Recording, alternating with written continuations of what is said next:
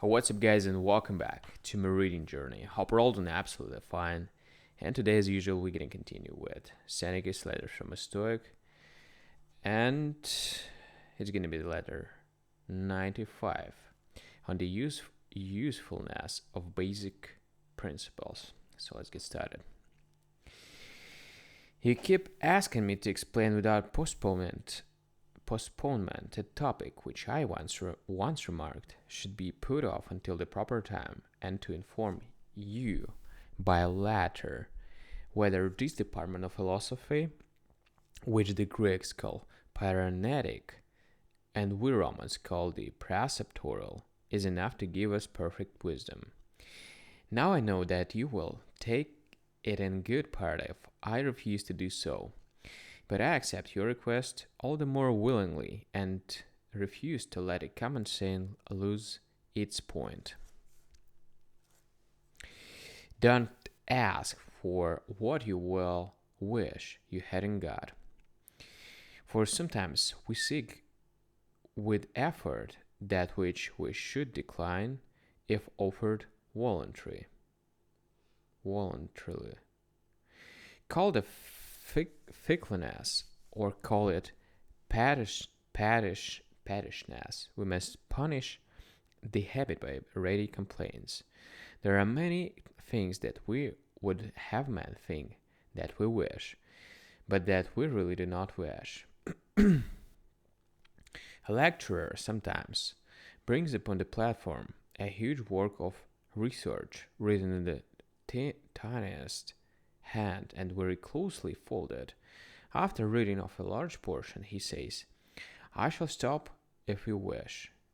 And a shout arises, "Read on, read on," from the lips of those who are not anxious for the speaker to hold his peace then and there.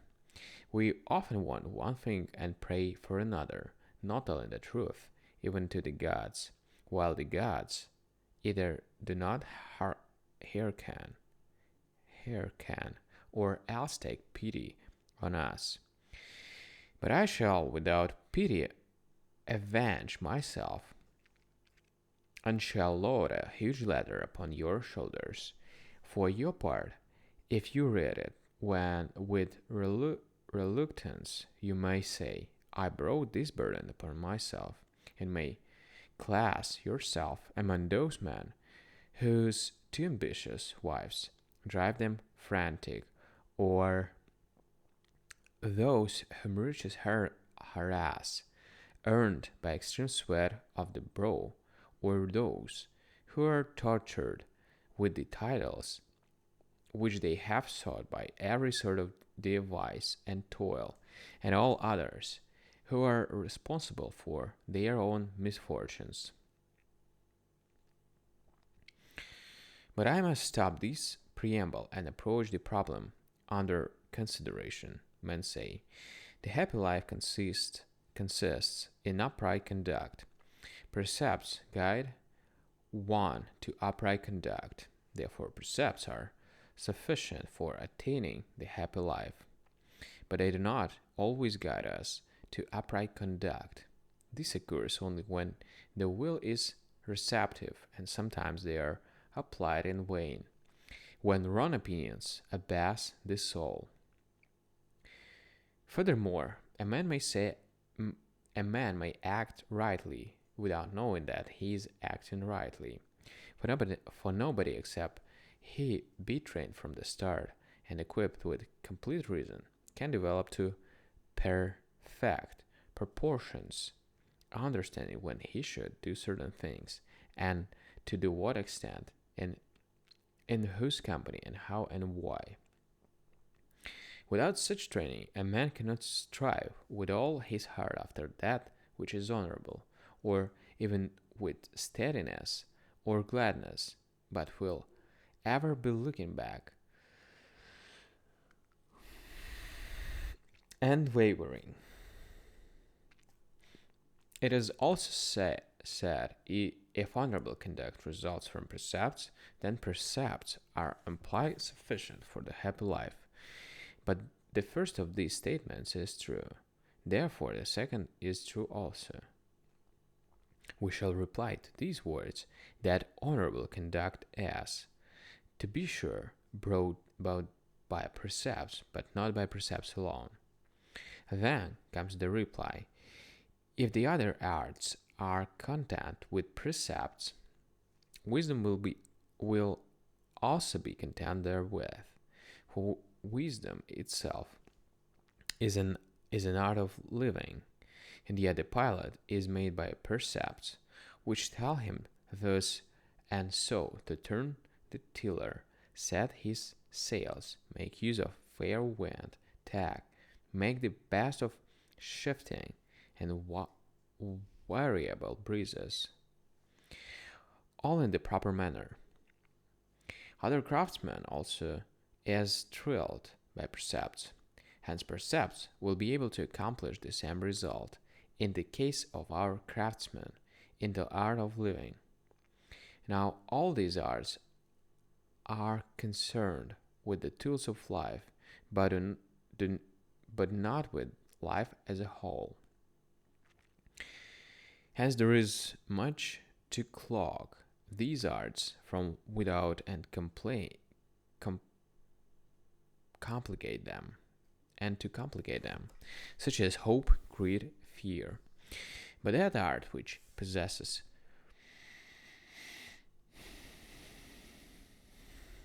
to teach the art of life cannot be forbidden by any circumstance from exercising its functions, for it shakes off complications and pierces through obstacles. Would you like to know how unlike its status is to the other arts? In the case of the latter, it is more pardonable to err voluntarily rather than by accident. But in the case of wisdom, the worst fault is to commit sin willfully. I mean something like this: a scholar will blush for shame, not if he makes a grammatical blunder intentionally, but if he makes it unintentionally.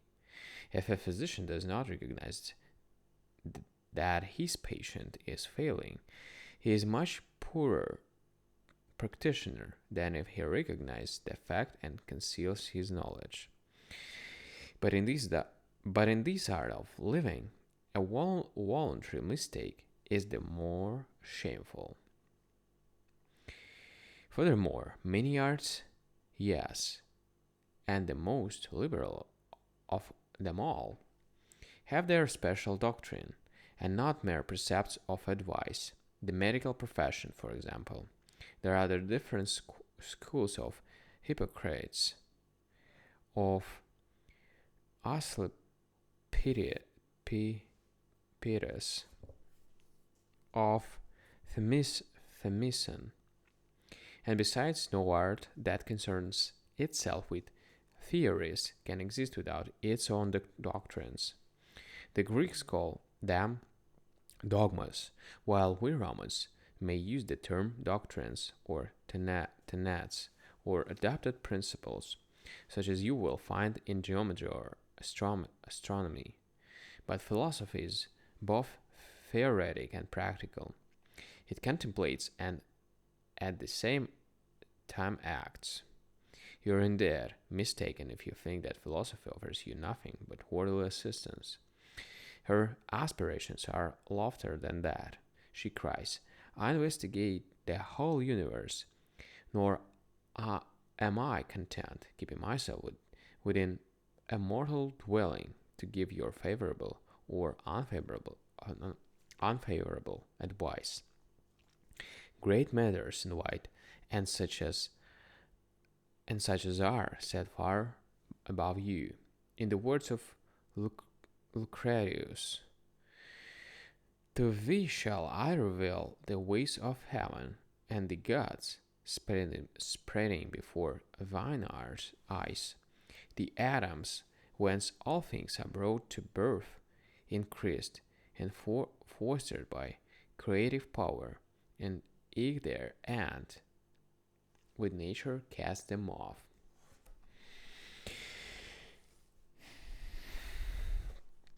Philosophy, therefore, being theoretic, must have her doctrines.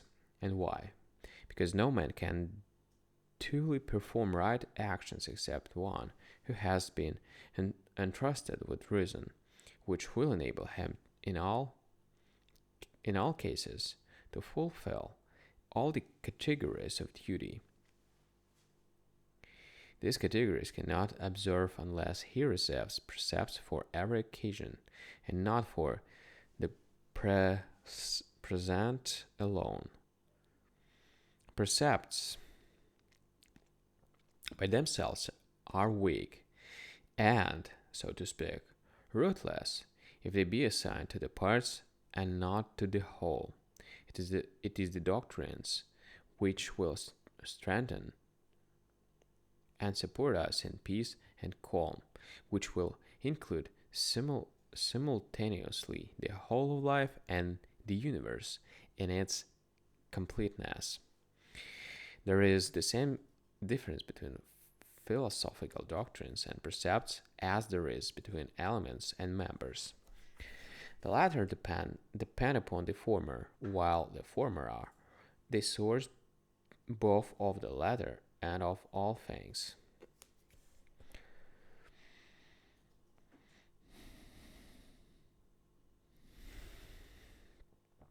People say, the old style wisdom advised only what one should do and avoid, and yet the men of former days were better men by far.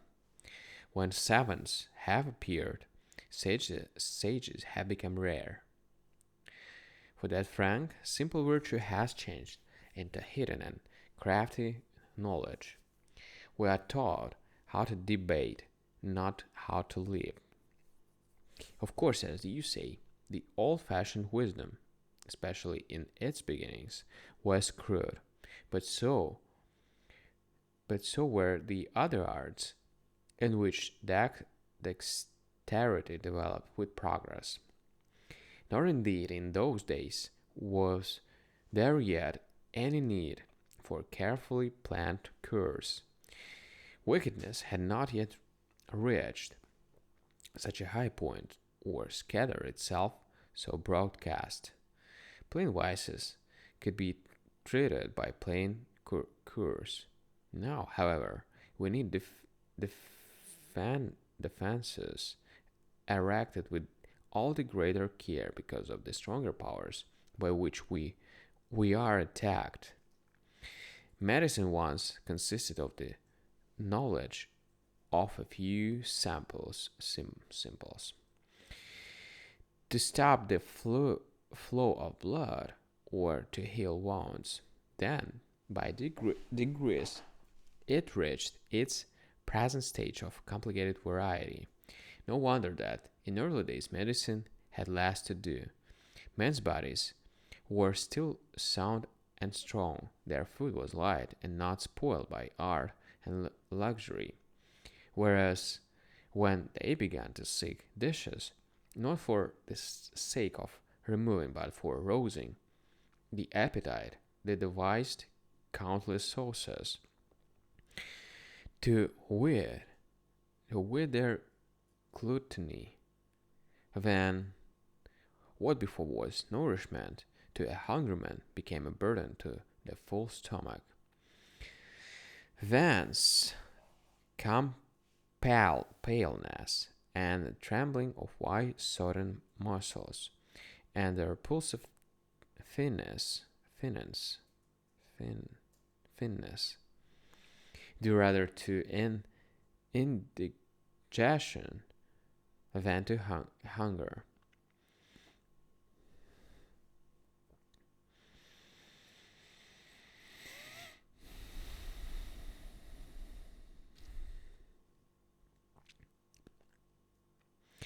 Thence weak, tottering steps and a reeling gait just like that of drunkenness.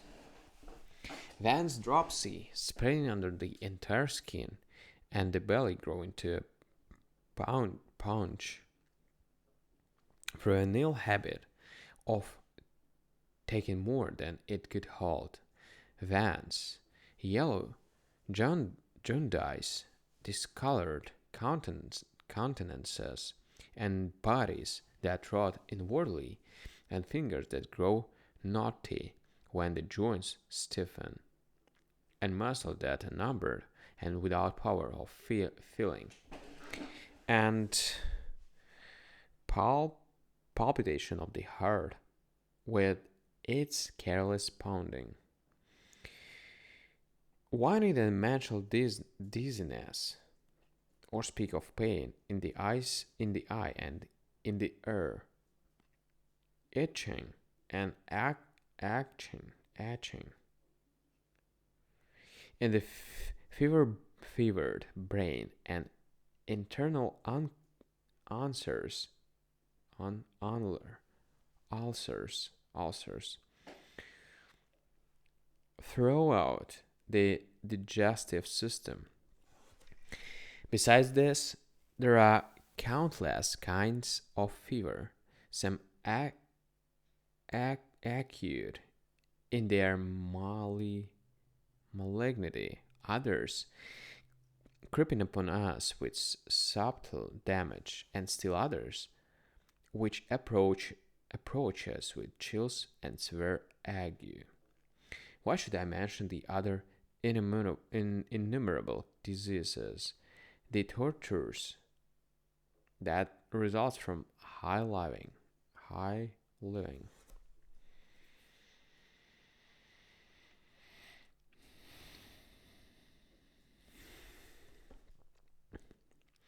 Men used to be free from such ills because they had not yet slackened their strength by indulgence, because they had control over themselves and supplied their own needs. They toughened their bodies by work and real toil, tearing themselves out by running or hunting or tilling the earth. They were refreshed by food in which only a hungry man could take pleasure. Hence there was no need for all our mighty medical paraphernalia, for so many instruments and pill boxes. For plain reasons they enjoyed plain health. It took elaborate courses to produce elaborate diseases. Mark the number of things, all to pass down a single throat, that luxury mixes together after ravaging land and sea. Ravaging land and sea. So many different dishes must surely disagree. They are bolted with difficulty and are digested with difficulty, each jostling against the other. And no wonder that diseases which result from ill assorted food are variable and manifold. There must be an overflow when so many unnatural combinations are jumbled together. And hence there are as many ways of being ill as there are of living. The illustrious founder of the guild and profession of medicine remarked that women never lost their hair or suffered from pain in the feet, and yet nowadays they run short of hair and are afflicted with gout. Gout.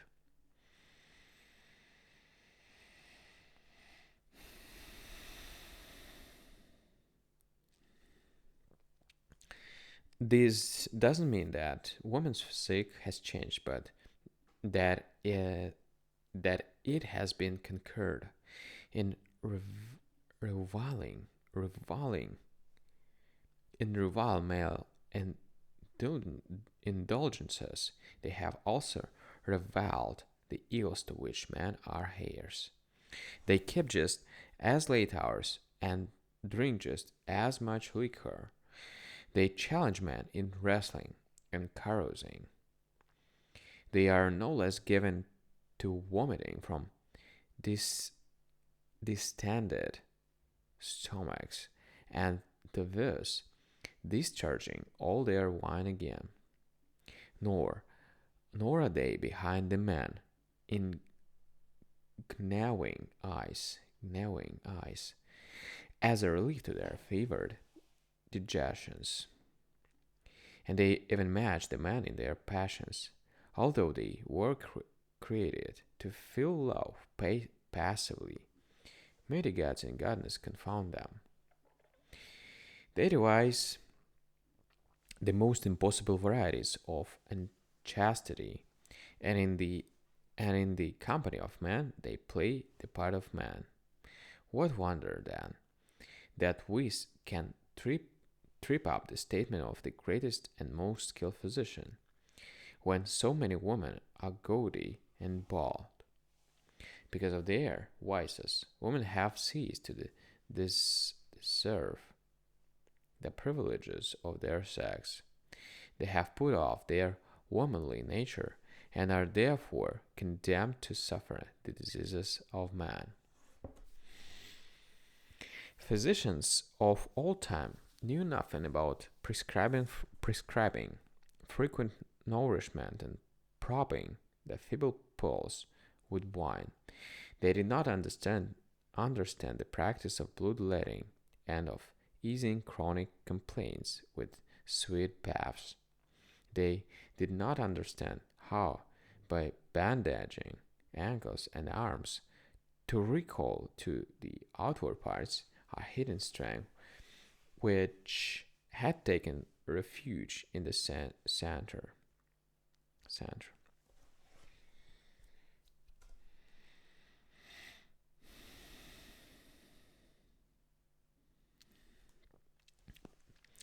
They were not compelled to seek many varieties of relief because the varieties of suffering were very few in number. Nowadays, however, to what a stage have the evils of ill health advanced?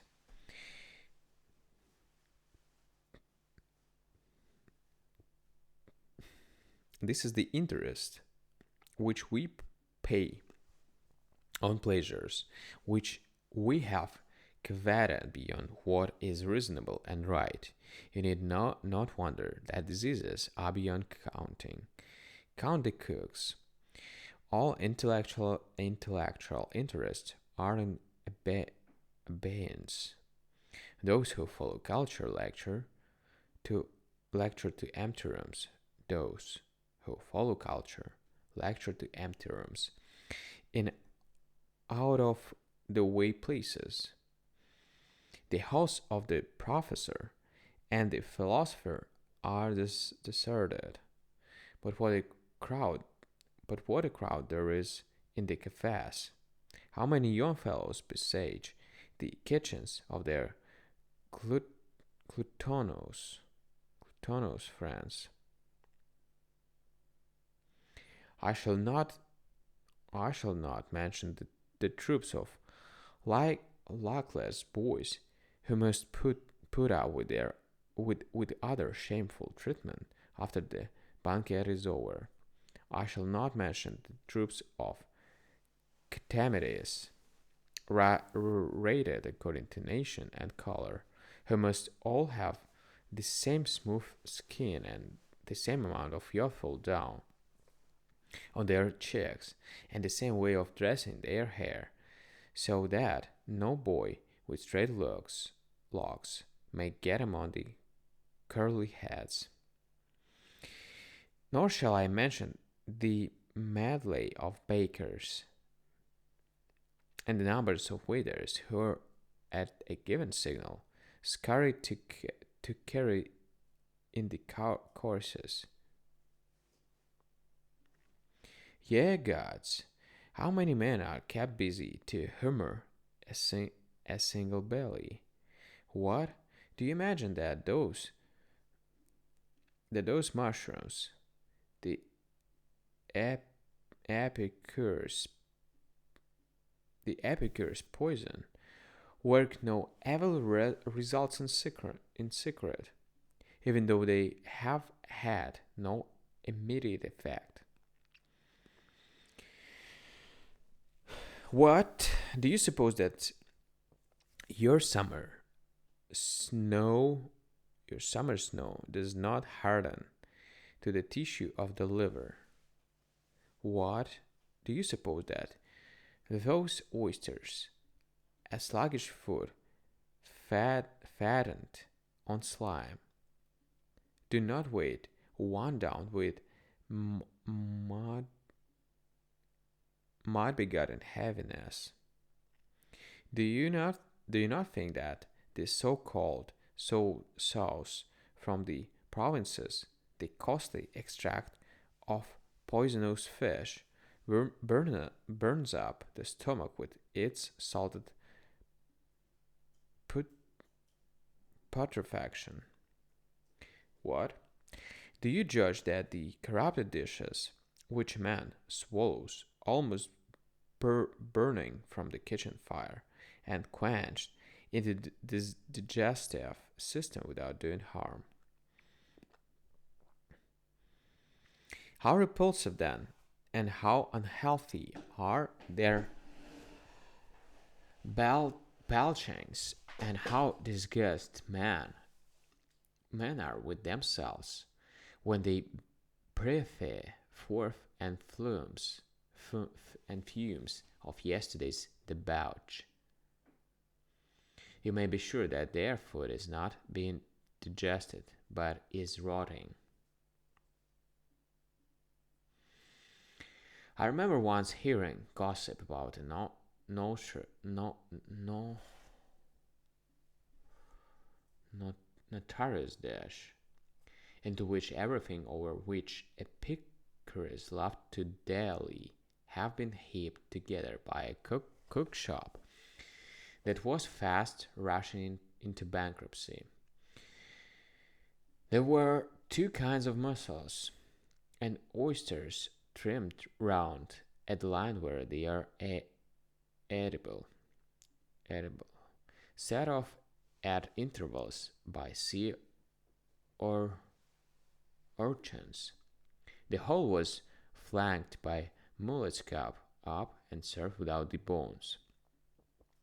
In these days, we are ashamed for separate foods. People mix many flowers into one. The dinner table does not work, which the stomach ought to do.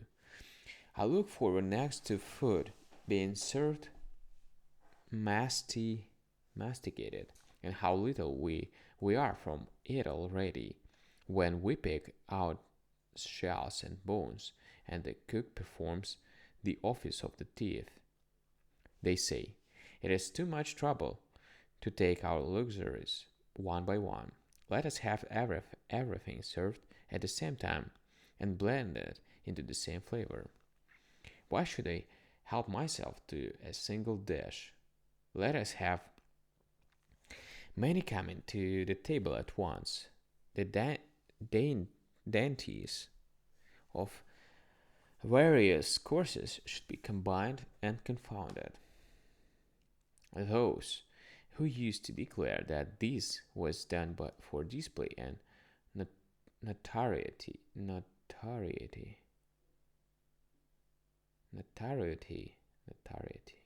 should understand that it is not done for show, but that it is an oblation to our sense of duty. Let us have at one time drenched in the same sauce the dishes that are usually served separately. Let there be no difference. Let oysters, sea urchins, shellfish, and mullets be mixed together and cooked in the same dish. No omitted food could be jumbled up more halter skelter, and as the food itself is complicated, so the resulting diseases are complex, unaccountable, manifold, very variegated,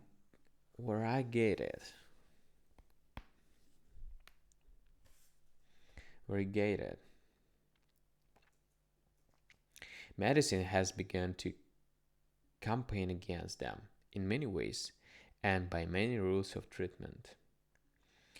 Now I declare to you that this same statement applies to philosophy. It was once more simple because man's sins were on the smaller scale and and, and could be cured with with but slight trouble. In the face, however, of all this moral topsy turvy, man must leave no remedy untried.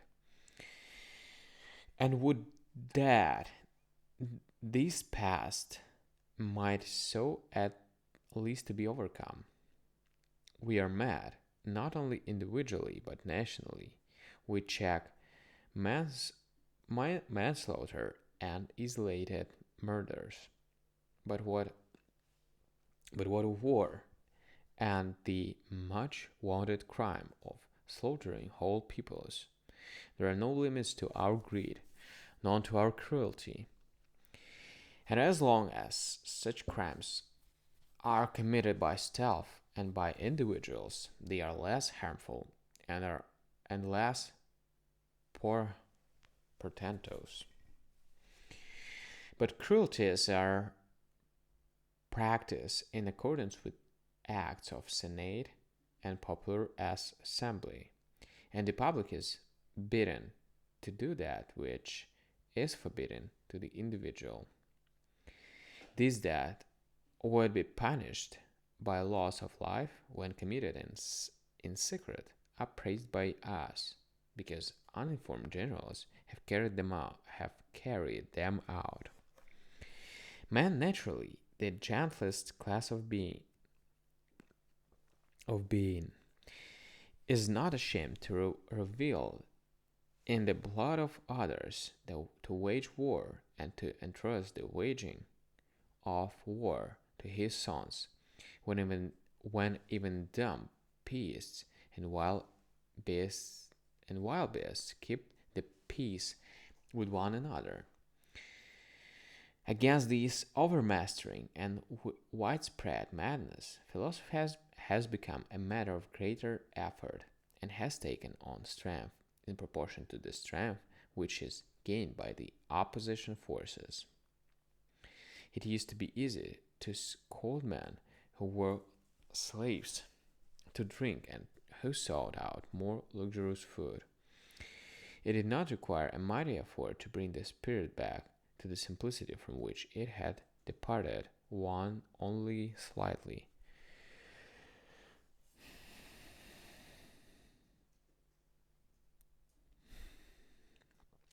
But now, one needs the rapid hand, the master craft.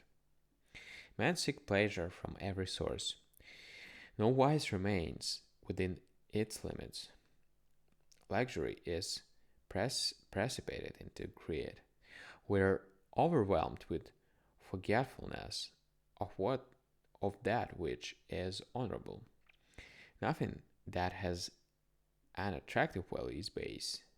Man, an object of reverence in the eyes of man, is now slaughtered for jest and sport, and those whom it used to be unholy to train for the purpose of inflicting and enduring wounds are thrust forth exposed and defenseless.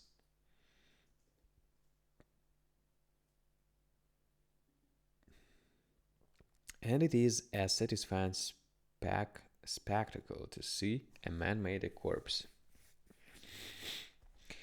Amid this upset condition of mortals, something stronger than usual is needed, something which will shake off these chronic ills in order to root out a deep seated belief in wrong ideas. Conduct must be regulated by doctrines. It is only when we add precepts, consolation, and encouragement to the ways that they can prevail. By themselves, they are ineffective. If we would hold men firmly bound and tear them away from the ills which clutch them fast, they must learn what is evil and what is good. They must know that everything except virtue changes its name and becomes now good and now bad. Just as the soldier's primary bond of union is his oath of allegiance and his love for the flag and a horror of desertion.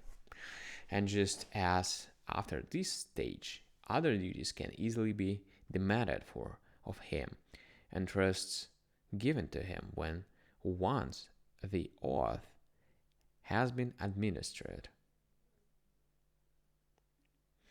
So it is with those whom you would bring to the happy life. The first foundations must be laid, and virtue worked into this man.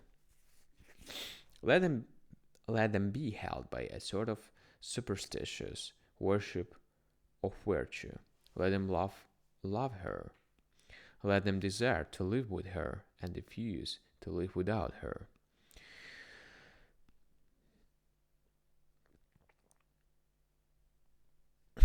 But what then, people say, have not certain persons won their way to excellence without complicated training? They have not made great progress by obeying bare precepts alone. Very true.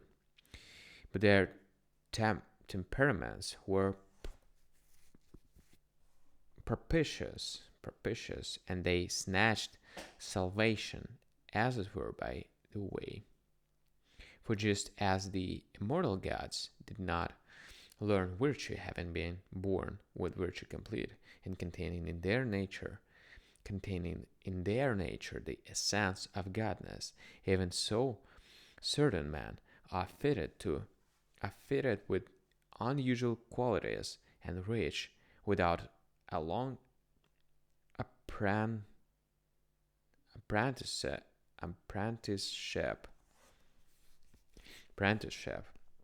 that which is ordinarily really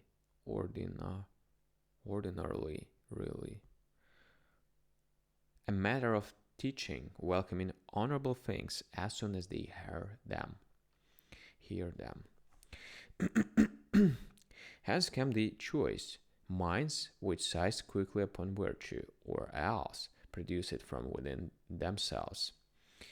But your dull, sluggish fellow, who is hampered by his evil habits, must have this soul rust and incessantly rubbed off. Now, as the former sort, who are inclined towards the good, can be raised to the heights more quickly, so the weaker spirits will be assisted and freed from their evil opinions if we entrust to them the accepted principles of philosophy. And you may understand how essential these principles are in the following way. Certain things sink into us, rendering us sluggish in some ways and hasty in others. These two qualities, the one of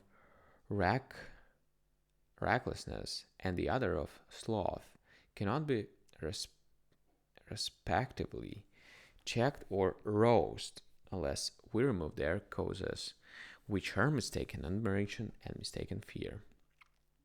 As long as we are obsessed by such feelings, you may say to us, you owe this duty to your father, this to your children, these to your friends, these to your guests. But greed will always hold us back, no matter how we try. A man may know that he should fight for his country, but fear will disa- dis- dissuade dissuade him. A man may know that he should sweat forth his last drop of energy on behalf of his friends, but luxury will forbid. A man may know that keeping a mistress is the worst kind of insult to his wife.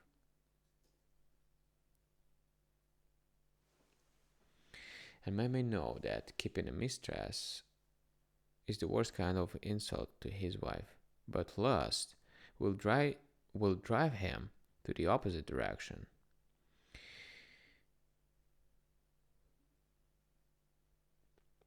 It will therefore be of no avail to give precepts unless you first remove the conditions that are likely to stand in the way of precepts. It will do not it will do no more good than to place weapons by your side and bring yourself near the foe without having your hands free to use those weapons. The soul, in order to deal with the precepts which we offer, must first be set free. Suppose that a man is acting as he should. He cannot keep it up continuously and consistently, since he will not know the reason for so acting. Some of his conduct will result rightly because of lack of or practice, but there will be in his hand no rule by which he may regulate his acts, and which he may trust to tell him whether that which he has done is right. One who is good from mere chance will not give promise of retaining such a character forever. Furthermore, precepts will perhaps help you to do what should be done, but they will not help you to do it in the proper way. And if they do not help you to this end, they do not conduct you to virtue. I grant you that, if warned, a man will do what he should, but that is not enough, since the credit lies not in the actual deed but in the way it is done.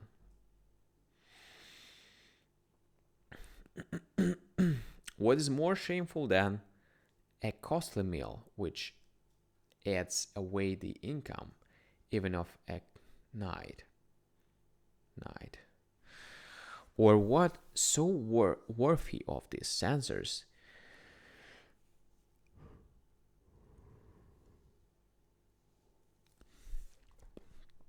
or what's so worthy of the censor's condemnation as to be always indulging oneself and one's inner man, if I may speak as the gluttons do, and yet often has an inaugural dinner cost the most careful man a cool million. The very sum that is called disgraceful if spent on the appetite is beyond reproach if spent for official purposes. For it is not luxury but an expenditure sanctioned by custom. A mullet of monstrous size was presented to the Emperor Tiberius. They say it weighed 4½ pounds. And why should I not take all the plates of certain epicures by mentioning its weight? Tiberius ordered it to be sent to the fish market and put up for sale remarking, I shall be taken entirely by surprise, my friends, if either Epicurus or P. Octavius does not buy that mullet. The guess came true beyond his expectation. The man that two men bid, and Octavius won, thereby acquiring a great reputation among his intimates, because he had bought for 5,000 sesterces,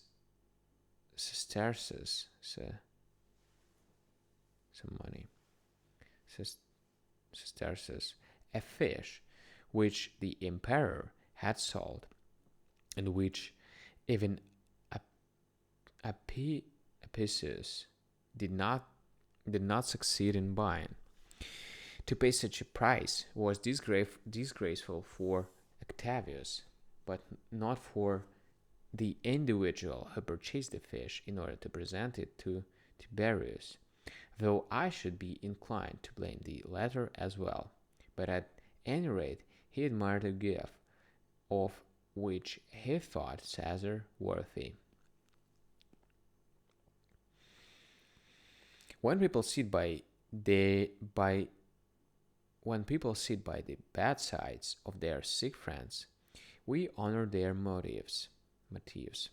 But when people do this for the purpose of attaining a legacy, they are like vultures waiting for carrion. The same act may be either shameful or honorable. The purpose and the manner make all the difference. Now each of our acts will be honorable if we declare allegiance to honor and judge honor and its results to be the only good that can fall to man's lot.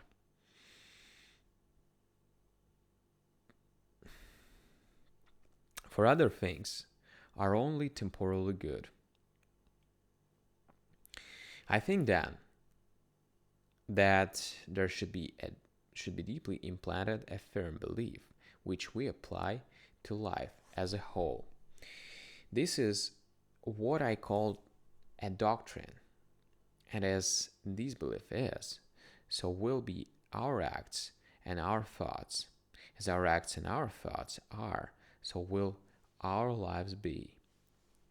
It is not enough when a man is arranging his existence as a whole to give him advice about details. Marcus Brutus, in the book which he has entitled Concerning Duty, gives many precepts to parents, children, and brothers, but no one will do his duty as he ought unless he has some principle to which he may refer his conduct. He must set before our eyes the goal of the supreme good, towards which we may strive, and to which all our acts and words may have reference, just as sailors must guide their course according to a certain star. Life without ideals. Life without ideals is erratic. As soon as the ideal is to be set up, doctrines begin to be necessary. I'm sure you will admit that there is nothing more shameful than uncertain and wavering conduct, than the habit of timorous retreat. This will be our experience in all causes unless we remove that which checks the spirit and clogs it, and keeps it from making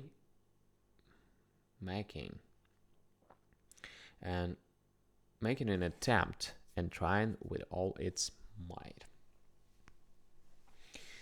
Precepts are commonly given as to how the gods should be worshipped, but let us forbid lamps to be lighted on the Sabbath, since the gods do not need light, neither do man take pleasure in soot.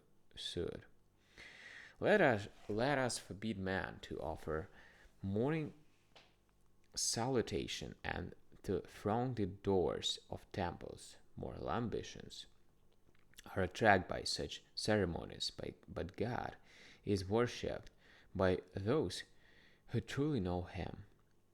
Let us forbid bringing towels and flash scrapers to Jupiter, and proffering mirrors to Juno.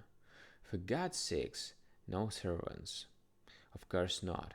He himself does service to mankind everywhere and to tell all he is at hand to help. Although a man here, what limit he should observe in sacrifice and how far he should recoil from burdensome superstitions. He will never make sufficient progress until he has conceived a right idea of God, regarding him as one who possesses all things and allots all things and bestows them without price. And what reason have the gods for doing deeds of kindness? It is their nature. One who thinks that they are unwilling to do harm is wrong. They cannot do harm. They cannot receive or inflict injury. For doing harm is in the same category as suffering harm. The universal nature, all glorious and all beautiful, has rendered incapable of inflicting ill those whom it has removed from the danger of ill. The first way to worship the gods is to believe in the gods.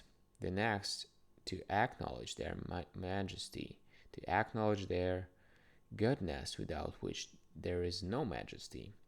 Also to know that they are supreme commanders in the universe, controlling all things by their power and acting as guardians of the human race, even though they are sometimes unmindful of the individual. They neither give nor have evil, but they do chasten and restrain certain persons and impose penalties and sometimes punish by bestowing that which seems good outwardly. What do you win over the gods? Then be a good man. Whoever imitates them is worshipping them sufficiently. Then comes the second problem: how to deal with man. What is our purpose? What precepts do we offer? Should we beat them? Refrain from bloodshed. What a little thing it is not to harm one whom you ought to help. It is indeed worthy of great praise when man treats man with kindness. Shall we advise stretching forth the hand to the shipwrecking sailor, or pointing out the way to the wanderer, or sharing a crust with the starving? Yes, if I can only tell you first everything which ought to be afforded or withheld. Meantime, I can lay down for mankind a rule in short compass for our duties and human relationships. All that you behold, that which comprises both God and man, is one. We are the parts of one great body. Nature produced us related to one another, since she created us from the same source and to the same end.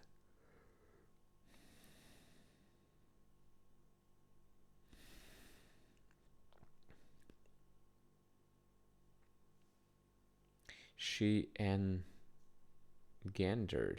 engendered, she engendered in us mutual affection and made us prone to friendships. She established fairness and justice according to her ruling. It is more wretched to commit that than to suffer injury. Through her orders, let our hands be ready for all that needs to be helped. Let these words be in your heart and on your lips. I am a man, and nothing in man's lot do I deem for, for foreign to me. I am a man, and nothing in man's lot do I deem foreign to me. Let us possess things in common, for birth is ours in common. Our relations with one another are like a stone arch. Our relations with one another are like a stone arch, which would collapse if the stones did not mutually support each other, and which is upheld in this very way. Next, after considering gods and man, let us see how we should make use of things. It is useless for us to have mouthed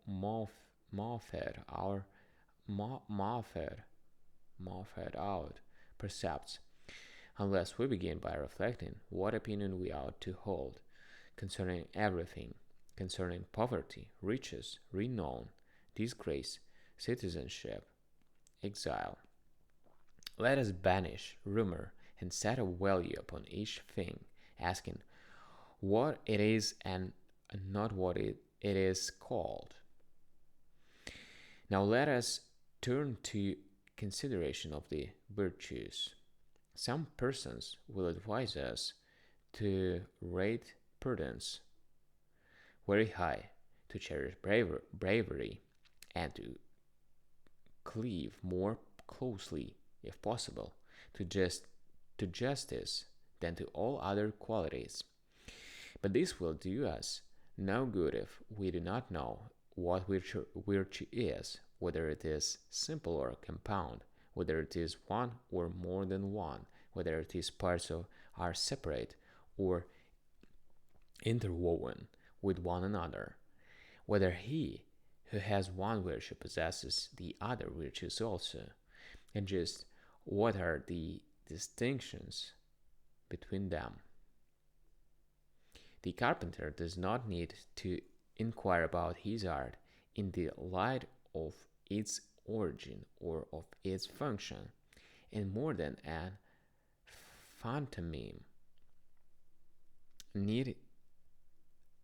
phantomime need inquire about the art of dancing. If these arts understand themselves, nothing is lacking, for they do not refer to life as a whole. But virtue means the knowledge of other things besides herself. If we would learn virtue, we must learn all about virtue.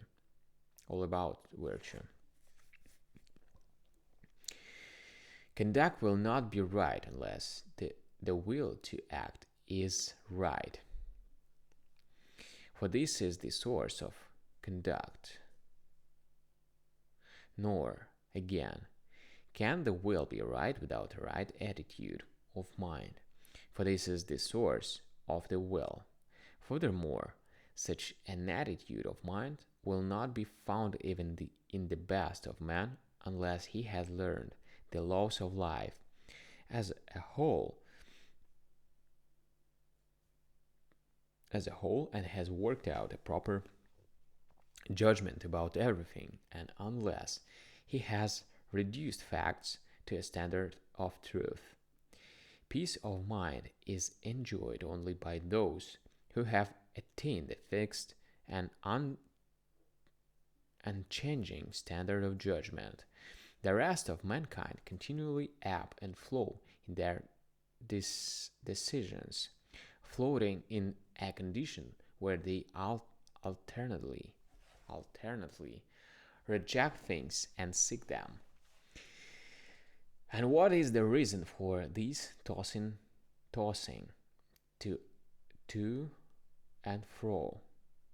It is because nothing is clear to them, because they may make use of a most unsure criterion, rumor. If you would always desire the same things, you must desire the truth. But one cannot attain the truth without doctrines, for doctrines embrace the whole of life, things good and evil, honorable and disgraceful, just and unjust, dutiful and undutiful, the virtues and their practice, the possession of comforts, worth and respect, health, strength, beauty, keenness of the senses. All these qualities call for one who is able to apprise them. One should be allowed to know at what value every object is to be rated on the list, for sometimes you are deceived and believe that certain things are worth more than their real value. In fact, so badly are you deceived that you will find you should value at a mere pennyworth those things which man regard as worth more of all, for example, riches, influence, and power. You will never understand this unless you have investigated the actual standard by which such conditions are relatively rated. As leaves cannot flourish by their own efforts, but need a branch to which they may cling and from which they may draw sap, so your precepts, when taken along, whither way they must be crafted upon a school of philosophy. Moreover, those who do away with doctrines do not understand that these doctrines are proved by the very arguments through which they seem to disprove them. For what are these men saying? They are saying that precepts are sufficient to develop life, and that the doctrines of wisdom, in other words, dogmas, are superfluous. And yet, this very utterance of theirs is a doctrine, just as if I should now remark that one must dispense with precepts on the ground that they are superfluous, that one must make use of doctrines, and that our studies should be directed solely towards this end. Thus, by my very statement that precepts should not be taken seriously, I should be uttering a precept. There are certain matters in philosophy which need admonition. There are others which need proof, and a great deal of proof too, because they are complicated and can be scarcely be made clear with the greatest care and the greatest dialectic skill. If proofs are necessary, so are doctrines, if doctrines deduce the truth by reasoning. For doctrines deduce truth by reasoning. Some matters are clear, and others are vague. Those which the senses and the memory can embrace are clear. Those which are outside their scope are vague. But the reason is not satisfied by obvious facts. Its higher and nobler function is to deal with hidden things. Hidden things need proof. Proof cannot come without doctrines. Therefore, doctrines are necessary. That which leads to a general agreement, and likewise to a perfect one, is an assured belief in certain facts. But if, lacking this assurance, all things are adrift in our minds, then doctrines are indispensable, for they give to our minds the means of unswerving decision. Furthermore, when we advise a man to regard his friends as highly as himself, to reflect that an enemy man and an enemy may become a friend, to stimulate love in the friend, and to check hatred in the enemy, we add, this is just as honorable. This is just and honorable.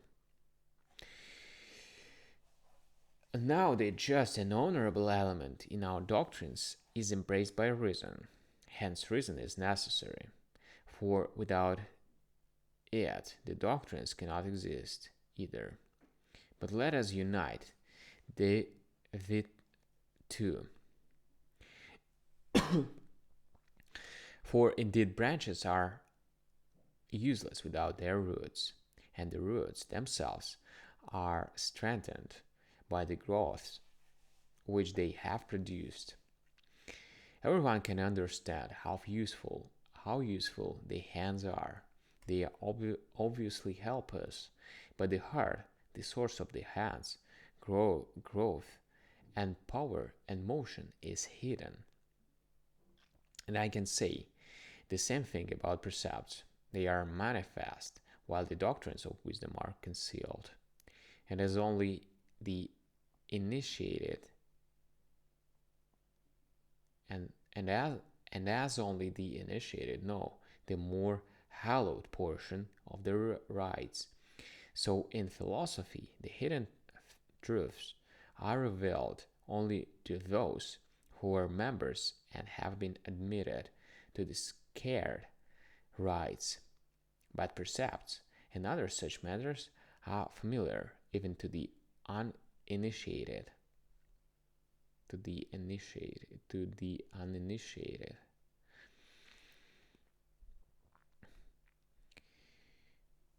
Posidonius holds that not only precept giving, there is nothing to prevent my using this word, but even persuasion, consolation, and encouragement are necessary. To this, he adds the investigation of causes, but I fail to see why I should not dare to call it ideology,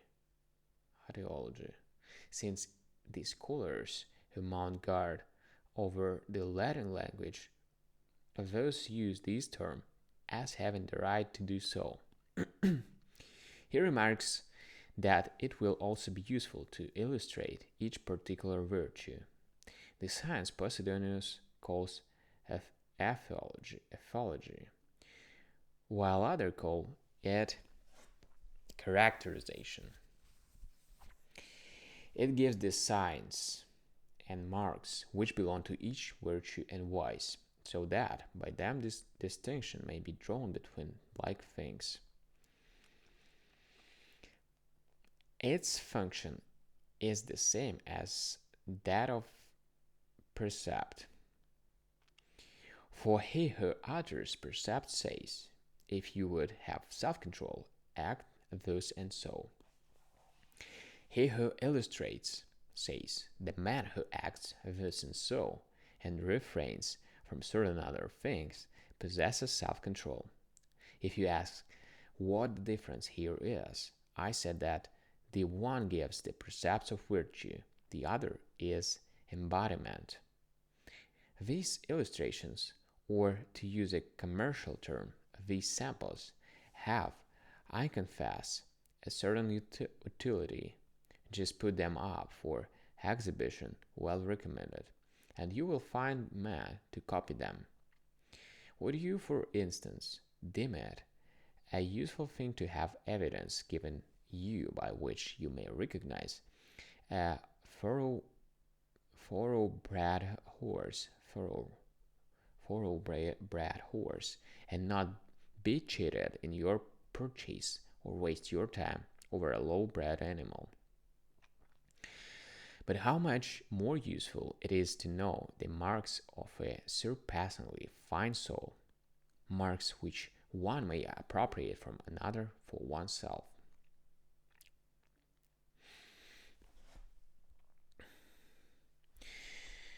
Straightway the fall of the high-bred drow, nursed up in the pastures, pastures.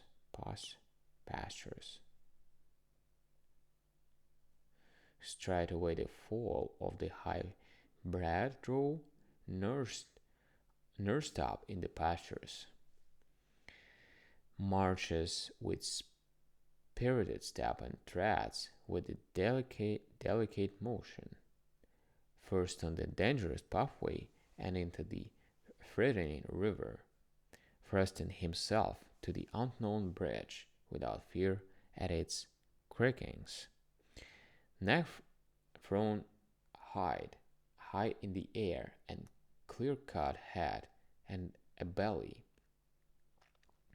spare, backgrounded, and breast abounding in courage and muscle. He, when he clashing of weapons is heard to resound in the distance, leaps from his place,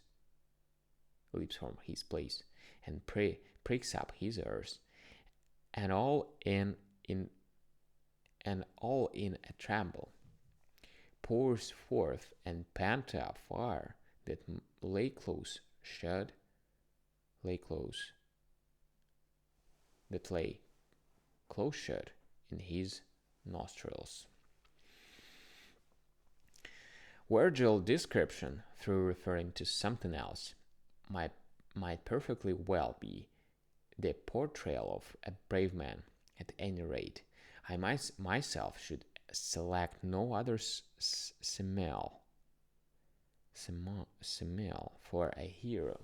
If I had to describe Cata, who was unterrified amid the din of civil war, who was first to attack the armies that were already making for the Alps, who plunged face forward into the civil conflict. This is exactly the sort of expression and attitude which I should give him. Surely none could march without more spirited step than one who rose against Caesar and Pompey at the same time, and when some were supporting Caesar's party and others that of Pompey, issued a challenge to both leaders, thus showing that the Republic also had some backers. For it is not enough to say of Cata without fear at its creakings. Of course, he is not afraid. He does not quail before real and imminent noises. In the face of 10 legions, Gallic auxiliaries, and a motley host of citizens and foreigners, he utters words fraught with freedom, encouraging the Republic not to fail in the struggle for freedom, but to try all hazards. He declares that it is more honorable to fall into servitude than to fall in line with it. What force and energy are his! What confidence he displays amid the general panic! He knows that he is the only one whose standing is not in question, and that men do not ask whether Cata is free, but whether he is still among the free. Hence his contempt for danger and this word.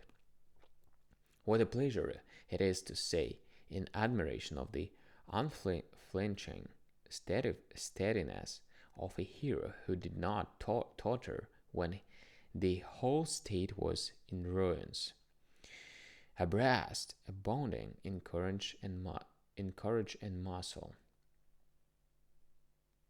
abreast, abounding in courage and muscle.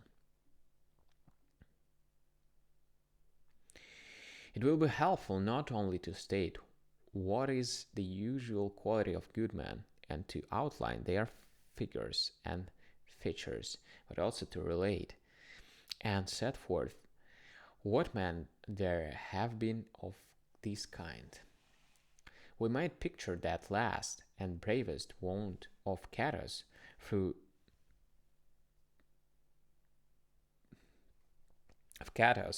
which freedom breathed her last,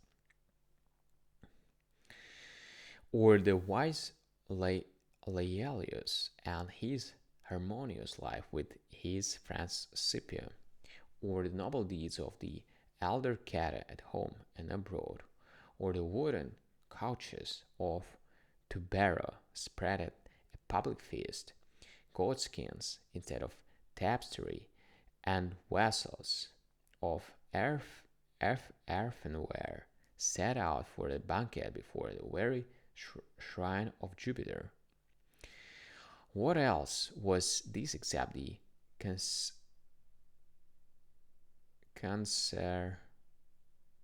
consecrating? What else? What else was this except consecrating poverty on the capital? Though I know no other deed of his for which to rank him with the Catas, is this one not enough? It was a censorship, not a banquet. How lamentably do those who covet glory fail to understand what glory is, or in what way it should be sought. On that day the Roman populace viewed the furniture of many men. It marveled only at that of one. The gold and silver of all the others has been broken up and melted down times without number. But Tiberius' earthenware will endure throughout eternity. Farewell.